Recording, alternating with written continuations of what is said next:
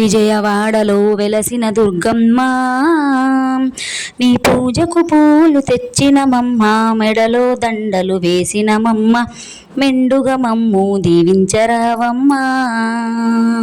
Hi అండి, ఎలా ఉన్నారు అందరూ? సో ఈ వీడియోలో మీరు చూస్తున్నది అందరూ గుర్తుపట్టేసి ఉంటారు, మన విజయవాడలో వెలసిన శ్రీ కనకదుర్గ అమ్మవారు ఇంద్రకీలాద్రి కొండ మీద ఉన్నారు కదా. సో అక్కడికి వెళ్ళాం మేమైతే. సో మెట్లు పూజ అమ్మవారికి చేస్తారని మీలో ఎంతమందికి తెలుసు? చాలామందికి మెట్లు ఎక్కడ ఉంటాయో కూడా తెలియదు.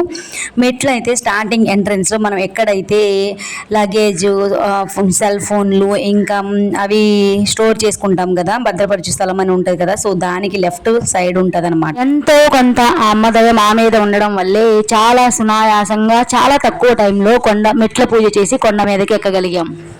నేను పుట్టిన దగ్గర నుంచి ఇప్పటి వరకు ఫస్ట్ టైం ఇది చేయడము, అండ్ మెట్లు ఎక్కడ ఉంటాయో కూడా ఫస్ట్ టైమే నేను చూడడము. చాలాసార్లు గుడికి వెళ్ళినా కూడా.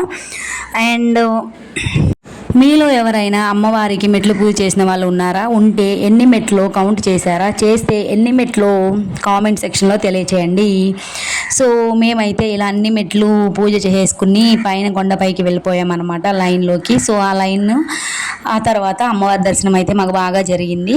అండ్ జనాలు అయితే ఫుల్గా వచ్చేసారు. సెల్ ఫోన్లు, కెమెరాలు అయితే లోపలికి అలౌడ్ లేదనమాట. అండ్ అమ్మవారి దర్శనం కోసం అయితే టికెట్లు ఉచిత దర్శనం ఉంది. తర్వాత 100 రూపీస్, 300, 500. సో మేమైతే 100 రూపీస్ లైన్లో వెళ్ళాము.